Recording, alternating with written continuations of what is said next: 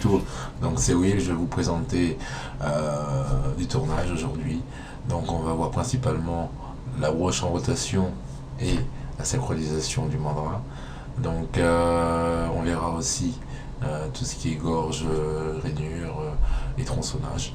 Donc on verra bien au fur et à mesure des opérations comment gérer justement Mastercam et Mastercam 9, donc qui ressemble principalement au 8, hein, comme je le dis assez souvent.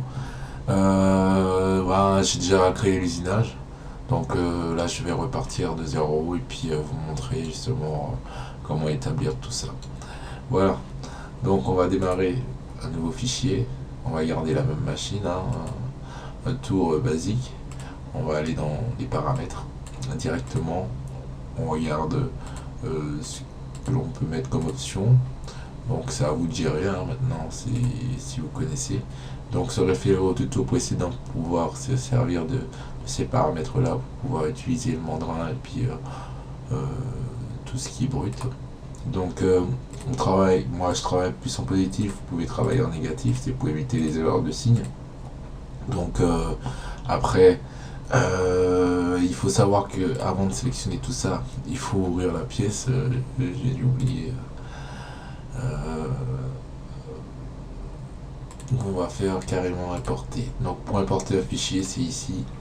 Donc vous allez directement dans All File et vous prenez votre pièce que vous devez importer. Alors je vais mettre ouvrir. Voilà, ma pièce elle est importée. Donc j'ai justement créé cette pièce sur SolidWorks. Donc je suis reparti sur la pièce qu'on avait fait sur le tuto 2. Et j'ai pu rajouter quelques formes complexes pour pouvoir justement présenter ce tuto. Donc on va commencer tout de suite. Je mets mon solide en vue de face. Donc on va créer directement le profil de la pièce. Donc on peut mettre profil complet, mais on va mettre celui du haut. On peut chipoter un petit peu avec les dimensions. Voilà. Donc là il est en train de charger. Maintenant on peut s'occuper justement du brut. Donc soit on prend 2 points ou soit on les prend directement avec juste un clic. Donc voilà, là j'ai ma largeur, si je mon diamètre et je vais le noter directement. Voilà. Et ici, au lieu de mettre la marge que l'on avait mis dans le dernier tuto, on va justement compenser avec un peu de marge à l'arrière. Voilà. Donc si vous voulez insérer le mandrin, référez-vous au PG tuto, au tournage, au numéro 2, sur les mêmes vidéos que j'ai. Donc voilà. Donc tout a l'air bon. Maintenant on peut commencer à usiner. Donc on fera l'ébauche directement.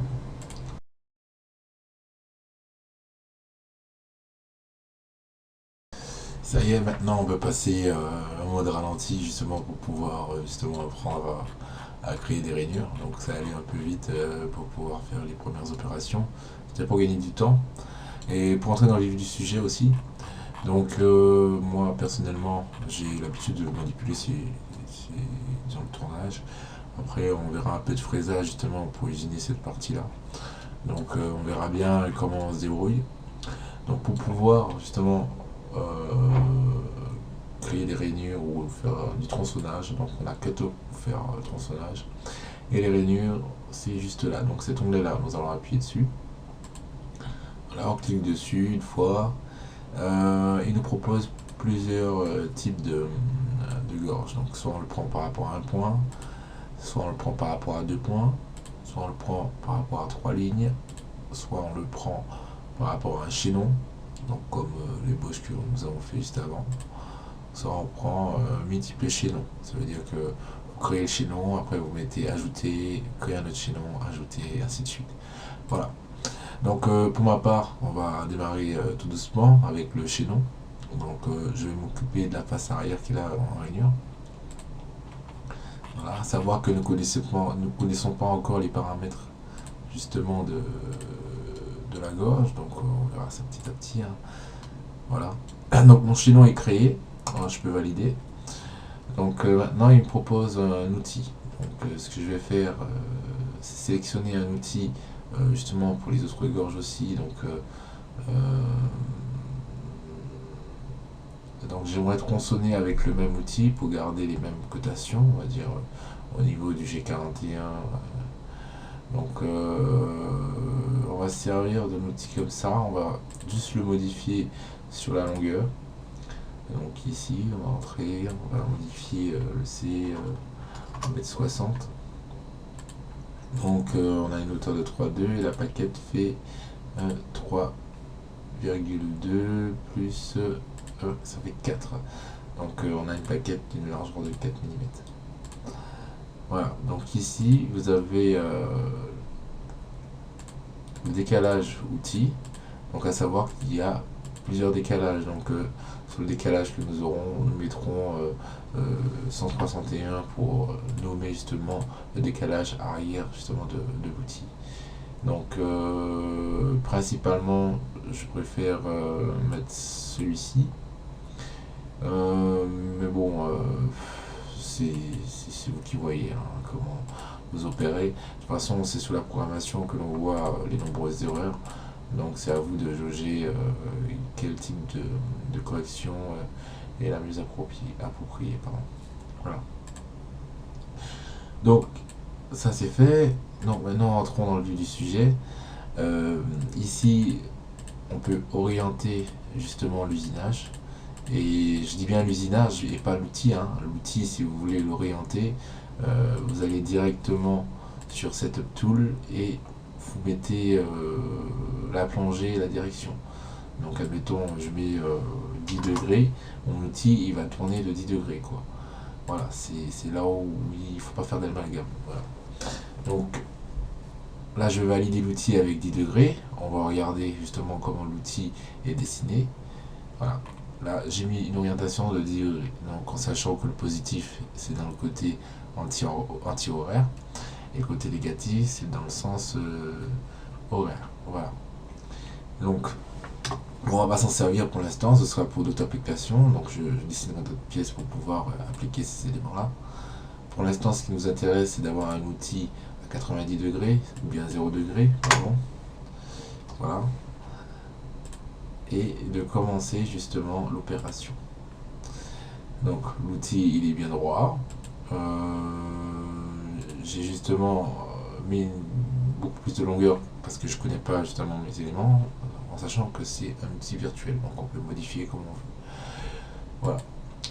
Donc ici vous avez justement des petits onglets en fait qui règlent directement les prises de passe. Donc là c'est l'orientation de l'usinage. On va laisser à 90 degrés. On va utiliser justement le stock modèle, c'est-à-dire le brut qui a été usiné pour pouvoir entrer et sortir dans la matière. Et ici vous avez justement les opérations avec les surépaisseurs, le pourcentage de la plaquette qui va être usinée en prise de passe, déplacement de sécurité entre la matière et l'outil, et voilà les dégagements en pourcentage. Voilà. Et ici vous avez justement si vous voulez un usinage en escalier ou alors en lisse. Donc ici c'est pour orienter la direction et ici c'est pour la finition. Voilà. Donc je vais éliminer la finition pour l'instant, et puis je vais vous montrer une pratique de copier-coller des opérations et puis juste prendre la finition. Donc pour l'instant on va fonctionner en bidirectionnel pour voir comment ça fonctionne, et ensuite nous allons prendre soit négatif ou positif. Voilà, donc j'ai sélectionné tout ça, mon chaînon est sélectionné. Maintenant nous pouvons entrer dans le vif du sujet justement en appliquant. Voilà, il a créé la gorge. Donc c'est simple. Pour l'instant, c'est des gorges assez simples à usiner. Comme vous le voyez, ils n'usinent pas sur les coins. Mais bon, ce qui est intéressant, c'est la manière dont il faut interpréter le travail. Donc, vous avez tout le temps chez vous de vous entraîner à faire des gorges. Donc on va faire les gorges du côté positif. Donc on va créer une modification. Voilà. Donc côté positif, on va vers le positif en Z. Et après le côté négatif. Voilà.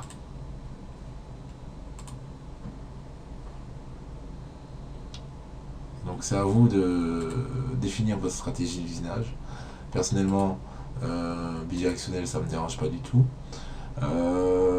Après, vous avez les petits onglets qui sont ici, qui sont pour justement là, les becs bourrage, débourrage justement avec l'outil à réduire. Donc on va voir ce que ça donne. Vous pouvez mettre aussi une temporisation qui est juste ici. C'est à vous de voir. Donc essayez de modifier certains paramètres et puis regardez ce que ça vous donne au niveau de la simulation. Donc là pour l'instant je vais démarrer comme ça. Donc il va démarrer en faisant plusieurs petites passes.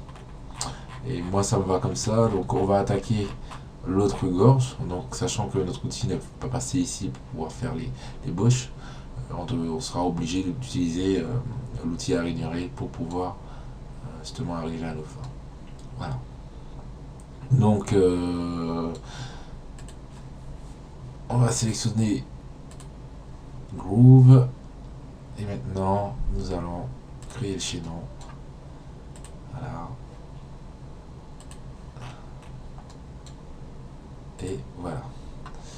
Ça y est, mon chaînon est sélectionné. Maintenant je peux valider et ensuite vérifier la correction. Donc on avait dit que la correction c'était en G161. Disons pardon, correction 161 avec l'outil 2. Donc bon, il faut faire attention. Pour moi c'est pas encore trop clair, mais bon, je reviendrai dessus sur un autre tuto pour pouvoir bien maîtriser les codes G et les corrections. Donc comme ça c'est parler en abstrait. Je préfère le concret. Donc on va retirer la finition comme pour tout à l'heure. On va garder les éléments là. Sauf que là on va y aller directement. Donc apparemment il ne retourne pas. Donc j'ai oublié de cocher la case justement. J'ai oublié de cocher une case. Donc automatiquement il n'a pas pris en compte. Voilà. Alors utiliser la limite du brut. Donc on va utiliser la limite du brut et on aura autre chose comme opération. Voilà, ne jamais oublier justement cette petite case, elle vous permet de ne pas créer justement d'impact entre la matière et l'outil. Et c'est très intéressant de pouvoir travailler avec des correcteurs justement de collision. Voilà. Donc mon ébauche elle est faite des deux côtés. Donc il ne reste plus qu'à usiner ici en rainure. Donc en sachant que bon je ferai ces rainures en finition directement. Je ne prendrai pas la peine de faire une ébauche et une finition car c'est des rainures de 2 mm. Donc autant créer une empreinte directement. Donc ce que je vais faire, c'est créer justement la finition ici, la finition ici, et ensuite pouvoir justement créer la finition de tout ce côté là, pouvoir attaquer la synchronisation du mandrin avec la broche en rotation. Voilà, donc c'est parti. J'avais parlé justement de copier-coller, donc on va copier CTRL-C, ou bien vous appuyez le clic droit, vous faites copie et paste. Voilà, donc là j'ai copié mon opération. Il va être répété 2 fois, sauf que là il est toujours en ébauche, donc on va retirer cette solution et on va mettre finition. Donc le numéro de correcteur d'outil qui est à l'arrière, justement, on peut le mettre en compte. Ça ne nous intéresse pas pour l'instant parce qu'on n'a pas de programmation et on ne peut pas vérifier. Donc ce que l'on va faire directement, on va lier cette opération à notre ébauche qui a été faite il y a 2 minutes. Donc pour parcourir un peu les paramètres, hein, c'est simple. Donc vous avez la portée entre les passes, vous avez la surépaisseur par rapport à la pièce. Ici on va ignorer ce cas-là. Ici c'est travail de façon différente en demandant où est-ce qu'on va joindre les deux frontières, en quelle rotation que l'on tourne. Et donc c'est à vous de gérer, hein, vous voyez un peu ce qui est utile ou pas. Voilà. Donc pour ma part c'est bon, on voit surtout en simulation ce que ça peut donner. Donc on va regarder tout de suite. Voilà. Donc on va faire apparaître l'outil, la plaquette. Donc là on a une plaquette biais, mais normalement c'est une plaquette plate. Hein. Voilà. Donc il a joint les deux frontières d'ici et ici. Voilà.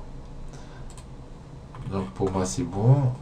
L'autre opération, on fait CTRLC. On va sur la flèche, on met dans le suivant, CTRLV.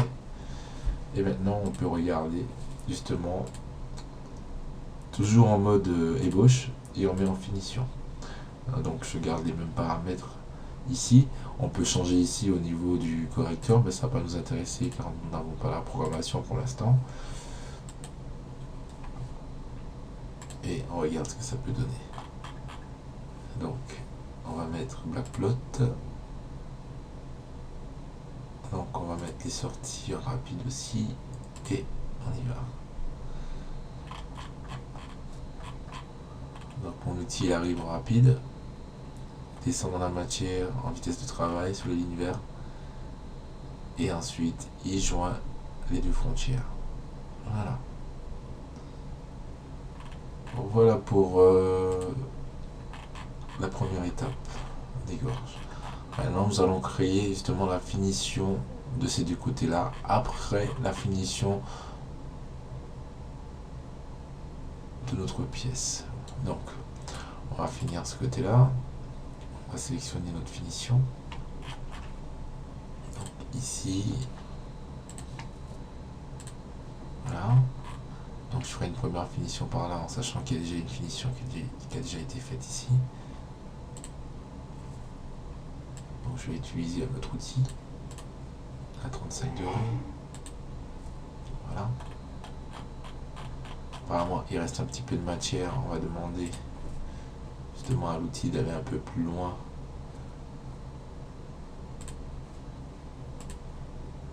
Tangent, on va mettre 5. Voilà. Voilà. Il va aller un peu plus loin l'outil. En sachant aussi que l'on peut rajouter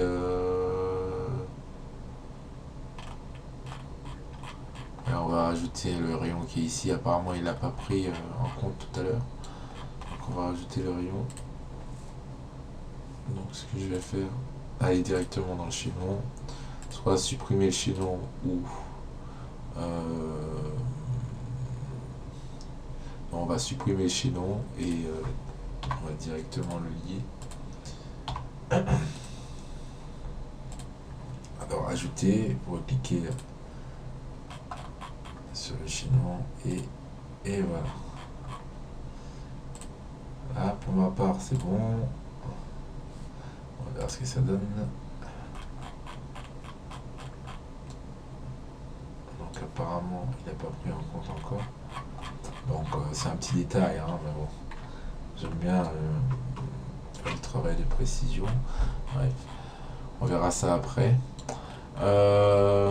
Pour l'instant, bon, tout va bien. On a fait notre finition à l'arrière. Maintenant, on va faire notre finition ici et ici. Donc, on va choisir le même outil. Sauf que on va orienter notre chaînon différemment. Là. qui s'arrête là.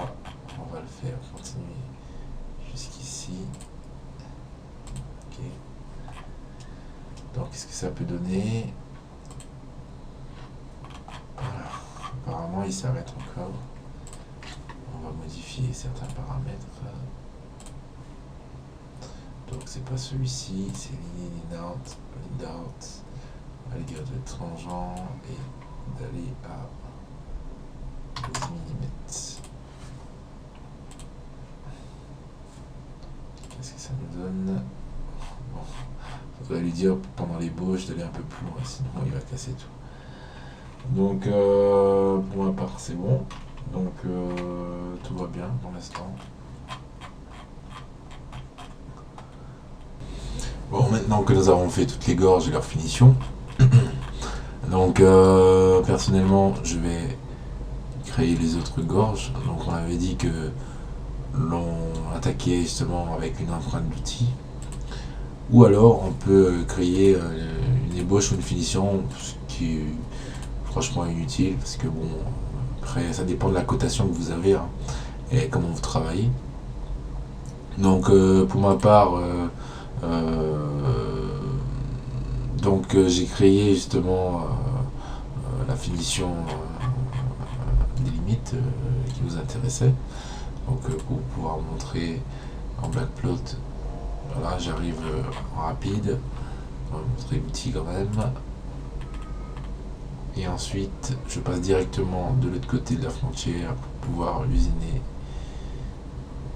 le cylindre. Voilà. Donc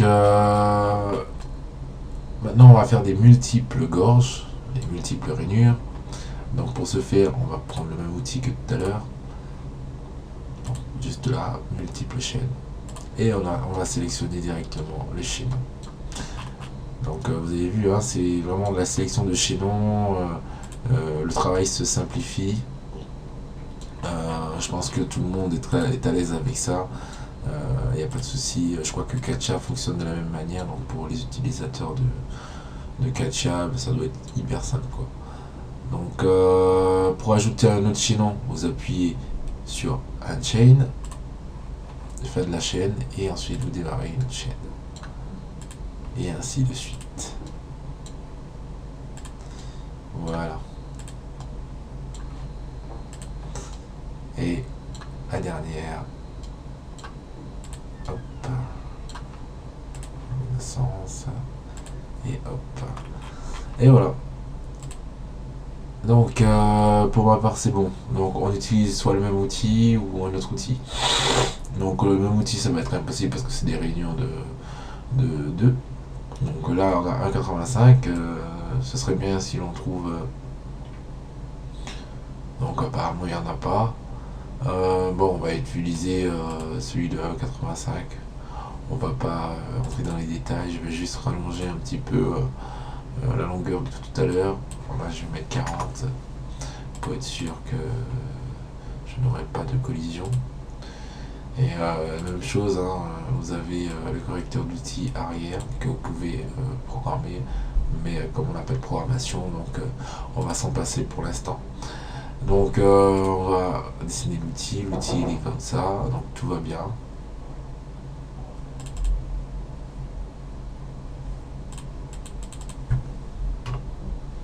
Et nous pouvons passer à l'usinage. Donc apparemment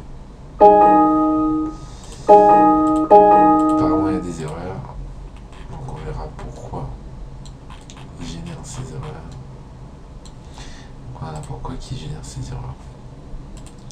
Donc nous avons une rainure de 2 mm. On a une plaquette de 1,85, donc il reste 1 dixième et 5 centièmes. Donc 15 centièmes pour pouvoir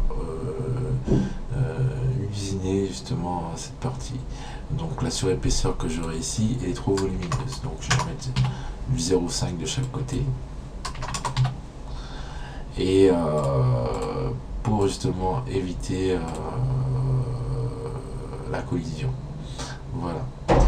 Donc on verra ce que ça donne. Ah, pardon. crée des erreurs encore.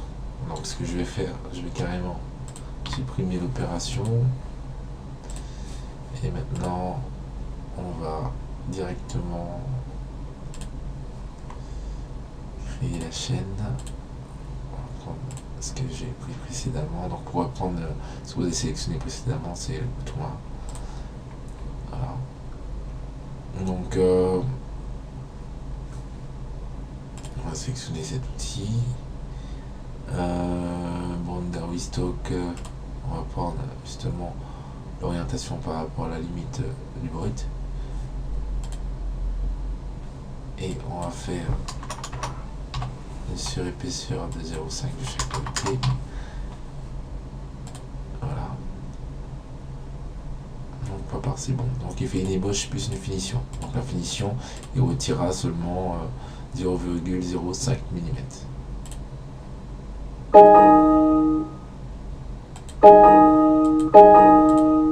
Bon bah apparemment il veut pas. Il ne veut pas. Il n'a pas envie aujourd'hui. On va essayer de recommencer. Je suis vraiment désolé des erreurs. Donc on va recommencer le chaînon. Donc on va recommencer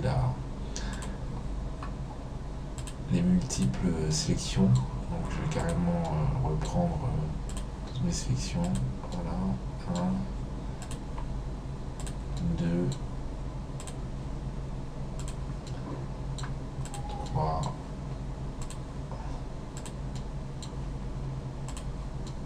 et 4. Voilà. Donc jusque là, tout va bien. Maintenant, je sélectionne mon outil. On va sélectionner un autre outil. On va prendre celui-ci. Donc, utiliser la zone. On va décaler justement la surépaisseur pour avoir le minimum à retirer. Voilà, donc je fais une ébauche plus une finition. Voilà. Et voilà. Donc, comme vous voyez, hein, il arrive à 45 degrés, ensuite il descend. La même chose pour l'autre côté, il arrive à 45 degrés et il descend. Donc l'ébauche, il se fera en 2 temps. Et on le voit par rapport aux lignes bleues que nous avons. Voilà. Donc désolé pour les petites erreurs, là c'était justement par rapport à l'outil. L'outil que j'avais pris précédemment, il était de cette forme-là. Donc le côté là, il venait tangenter sur la pièce et du coup, bah, ça crée de nombreuses erreurs. Donc s'assurer que l'outil est bien déporté au bon endroit. Voilà. Donc ça c'est fait pour les petites rainures, donc ils sont finis. La pièce est presque entièrement faite. Donc il nous reste l'opération de fraisage avec la synchronisation du mandrin. Donc c'est hyper simple. On va dans tout le PAF. Vous avez un onglet C-axis. Ça c'est tout ce qui concerne justement l'axe C en rotation. Vous pouvez usiner en radial et en axial.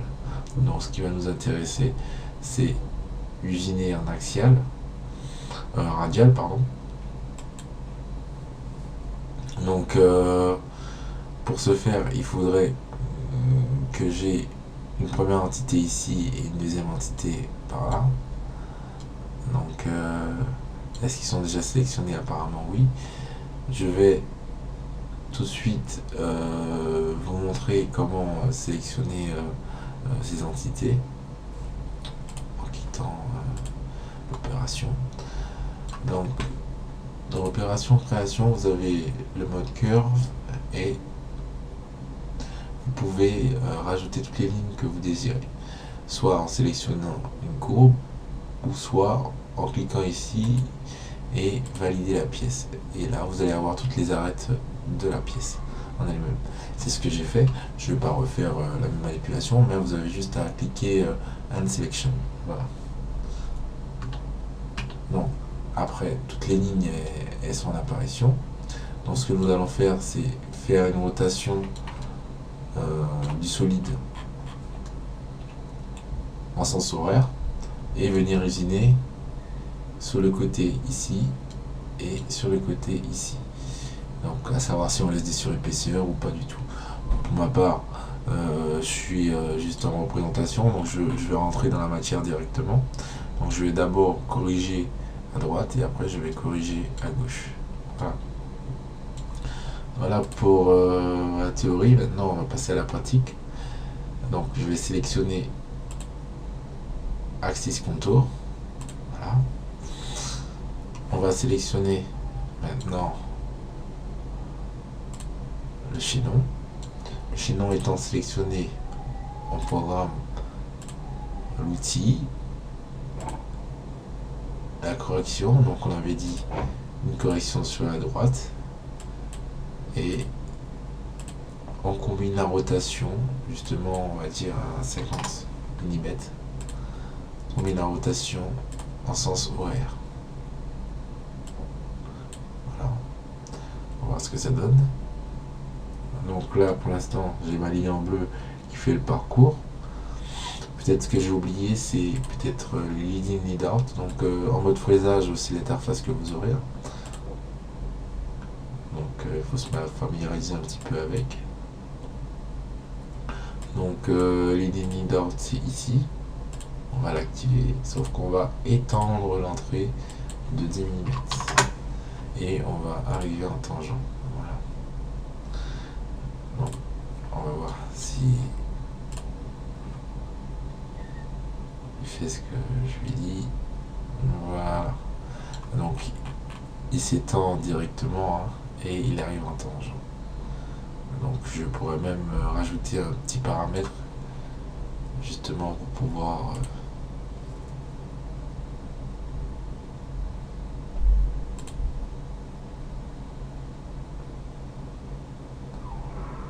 entrer directement dans la passe. Voilà. On va voir ce que ça donne.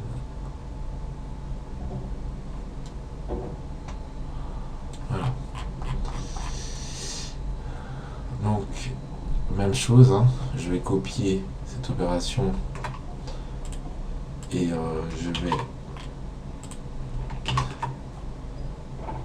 sélectionner un autre chaînon. Sauf qu'on avait la correction à droite, donc il faudrait inverser, correction à gauche. On sélectionne le chaînon.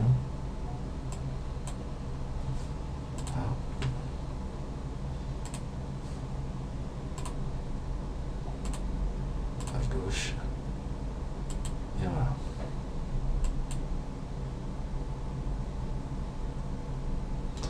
Et voilà, donc la pièce elle est entièrement usinée. Donc on a vu le tronçonnage, on n'a pas encore vu, on va le voir dans un instant. Donc on a vu comment raignurer une pièce, comment créer, copier une opération et puis la réutiliser pour faire une finition.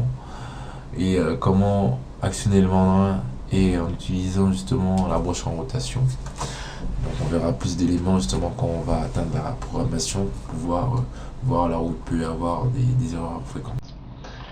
Et donc je vais vous montrer tout de suite en vitesse comment tronçonner. C'est hyper simple, c'est plus simple que toutes les opérations que l'on vient de traiter. Donc vous allez sélectionner un point, justement ce point étant le départ justement de la coupe.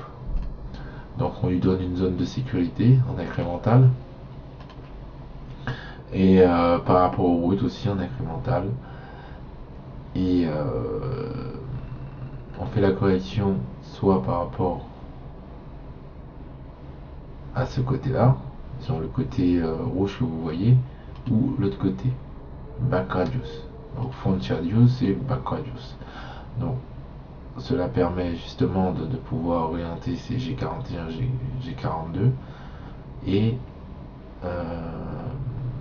travailler avec l'arrière de l'outil. Pas oublier que c'est l'arrière de l'outil qui sera programmé. Donc c'est à vous de bien jauger votre programmation. Donc pour ma part c'est bon. Je vais cliquer OK et ça y est, on a tronçonné la pièce. Si vous voulez faire